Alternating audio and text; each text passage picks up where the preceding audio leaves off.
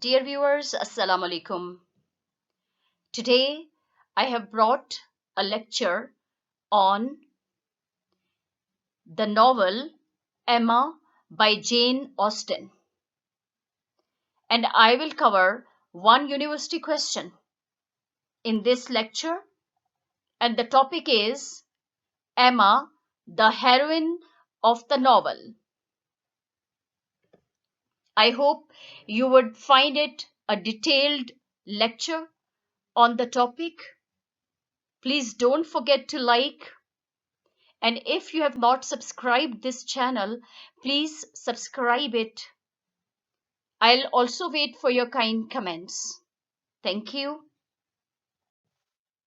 Starting with the first slide, Austen did not expect readers to like the protagonist of Emma because she herself says that I'm going to take a heroine whom no one but myself will much like. So he says that readers may not consider her as heroine of the novel or female protagonist of the novel. Handsome, clever, and rich, Emma is undoubtedly one of Austen's most beloved characters. So, physical appearance of Emma is perfect. She's handsome, then she's clever, and she's rich as well. Events soon prove her to be domineering, willful, snobbish, and at times unfeeling. Domineering, very authoritative. Then she is arrogant as well. She is willful, insensitive at times, unfeeling, without any emotions, without any sentiments. Until the end of the incident at Box Hill, which is the emotional climax of the book and the beginning of her regeneration, she has been guilty of much that is reprehensible in both thought and deed. Reprehensible, guilty. She is guilty in both her thought and her action. She has induced Harriet Smith to refuse Martin's proposal of marriage because of his low social status as a farmer, and has directed Harriet's aspirations toward Mr. Elton the vicar. She has allowed Harriet only for 14 minutes for a visit to Martin's mother and sister, whom Harriet had visited for 6 weeks in the preceding summer. Emma has been absolutely patronizing towards the Coles as well. As you remember that Coles were the traders' family, she feels herself superior to that family as well. In her opinion of Miss Bates, Emma has been brutally uncharitable. And though she has received many hints from Mr. Knightley and also from her own heart as to her negligence in seldom calling on Miss Bates and her mother, these hints have not borne much fruit. She has imagined Frank Churchill to be in love with her, has flirted with him, and has led even Mr. Knightley to believe that she is in love with Frank. She has taken a dislike to Jane Fairfax, whom she should have befriended, and believing Jane to be the object of a married man's attention, has repeated to Frank the slander she has concocted. Concocted? Slander means malicious statement, false statement, which is unsupported, which has no base at all. Slander, which she has made, she has concocted. So these are the flaws of Emma's character. We find these things as her weaknesses. Now, Her actions one of the disappointment and even dislike. There is no doubt then of Emma's many faults in her attitude towards people and her judgments of persons and situations. Our immediate reaction to her as we go through the opening chapters of the novel is bound to be one of disappointment with this woman who has been described in the very first sentence as handsome, clever, and rich, with a comfortable home and happy disposition. So nature has favored Emma in all respects. In the opening chapter itself, we are informed of the evils of Emma's situation. These evils are the power of having too much her own way and a disposition of think a little too well of herself. Jane Austen herself has described her character that she thinks little too little too well of herself. It was it was that she has an air of superiority. In other words, Emma has been exercising too much authority in her father's household, and what is worse, she has too high an opinion of her ability and her own judgment. She was overconfident about her judgments. Her self complacency also clearly appears in the very first chapter. After having claimed the credit for having brought about the match between Miss Taylor and Mr. Weston, she says with the greatest possible self confidence that she still has to make one more match and that she must look about for a wife for the vicar. Now she was ready to find another match for Mr. Vicar, whose name is Elton. Soon we learn that she has an unduly high opinion about the character of Mr. Elton. Even when Mr. Knightley expresses to her his view that Mr. Elton is a worldly wise man who will not marry a girl without a dowry and with a doubtful parentage, Emma differs with him and clings to her own plan of bringing about a match between Mr. Elton and Harriet. Indeed, Emma is at this time obsessed with the thought of this match which she has planned and to which she directs all her energies and endeavors. She is so blinded by this obsession that she cannot perceive that Mr. Elton is in love, not with Harriet, but with herself. So she was so much obsessed with her own superiority, with her own judgment, correction, or right judgment, that she could not even perceive that Elton has attached her affiliation with her. Here, see, she seems to be so self centered in her plans that she does not care for her brother in law's opinion that Mr. Elton is interested in her. Mr. Knightley clearly mentions that in her judgments of men and women, she is being guided by fancy and whim and not by reason.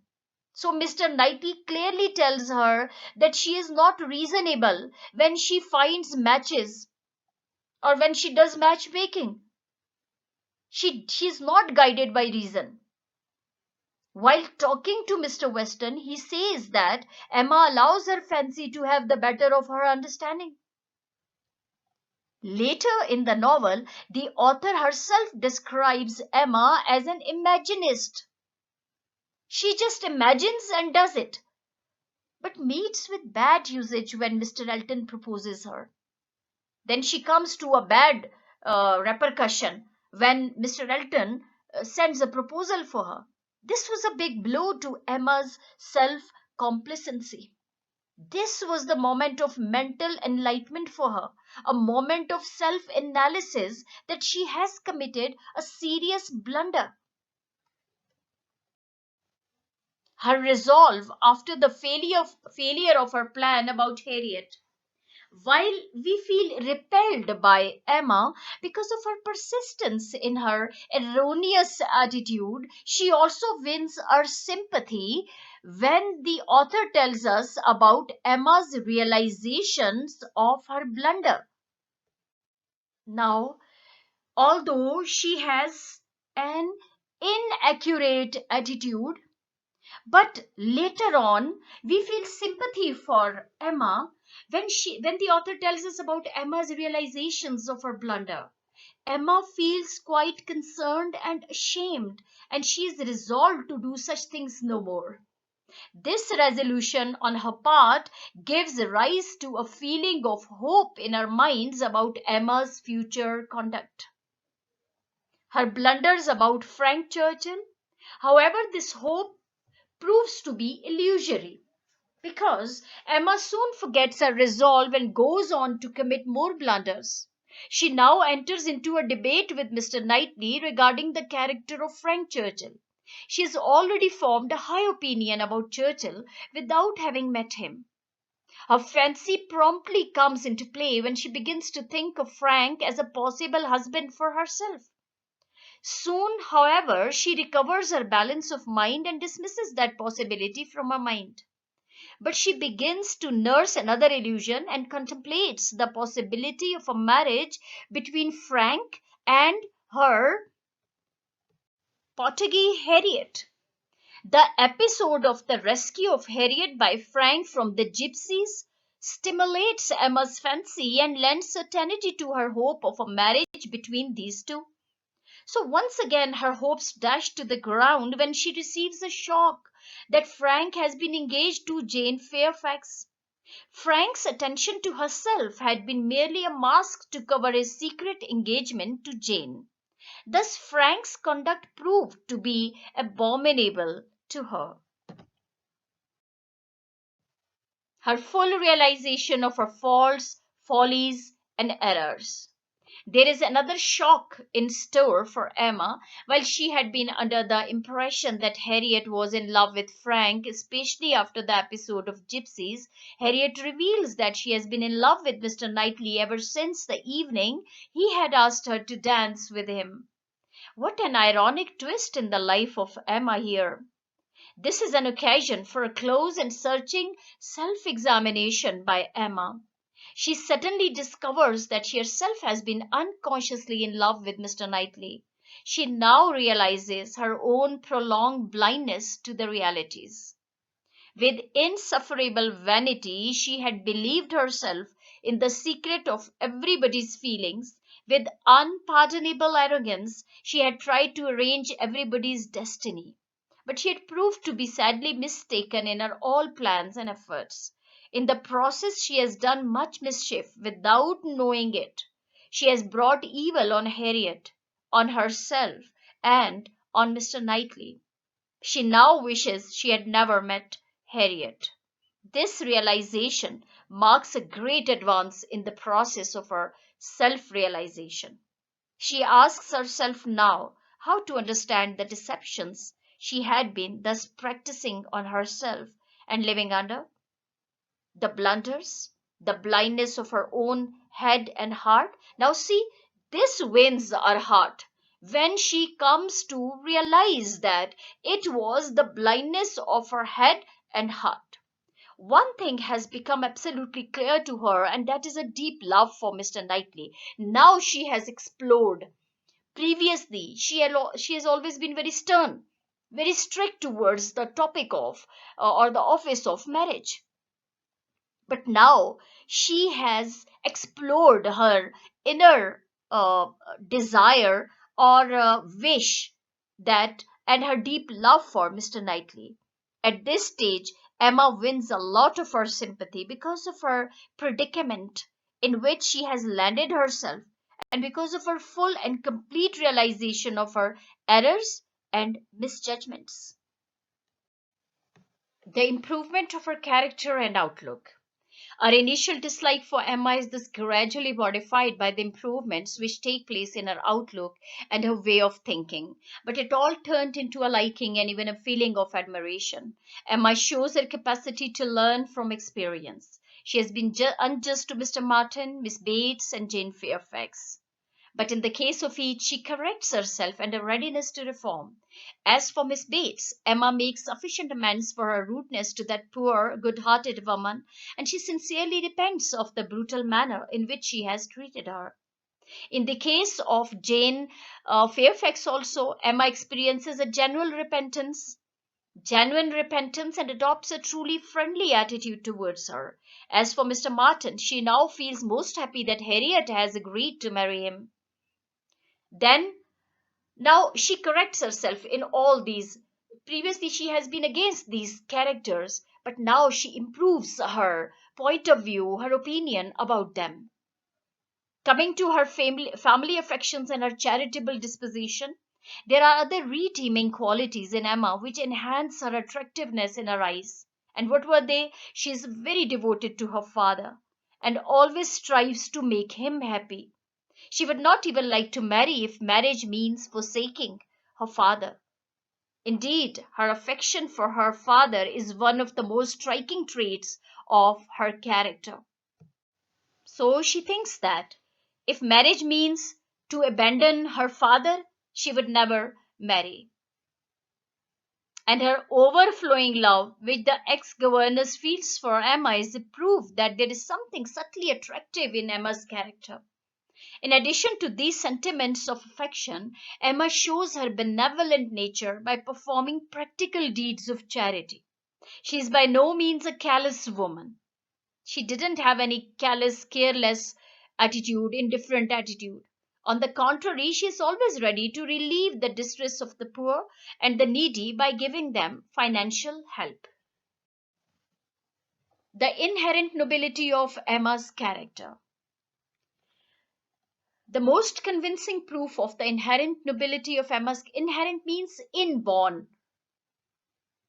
is provided by the fact that Mr. Knightley has always been in love with her. In spite of her follies, her misjudgments, her incorrect opinion every time, Mr. Knightley is always in love with her. It means that she was inherently beautiful. She was inherently good. It was her nobility of character. It was her goodness of character naturally that Mr. Knightley, a very wise man, judgmental man, he always liked her. His continuing love for Emma therefore clearly shows that there is nothing fundamentally wrong with Emma. Towards the end, when Mr. Knightley declares his love to Emma, Emma has become a greatly reformed person, purged of many faults, and therefore fit to be the life companion of a man like Mr. Knightley. This does not, of course, mean that Emma has even now become a perfect woman. She is by no means a paragon, even at the end.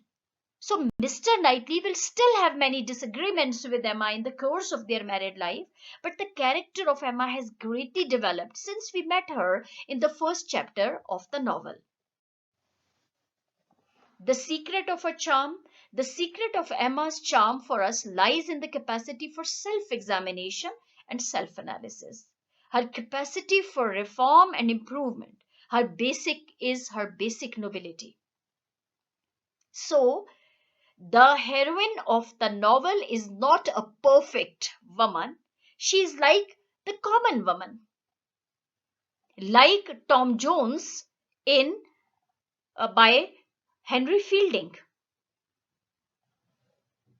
He has not depicted his hero Tom Jones as embodiment of uh, good character, embodiment of all the virtues.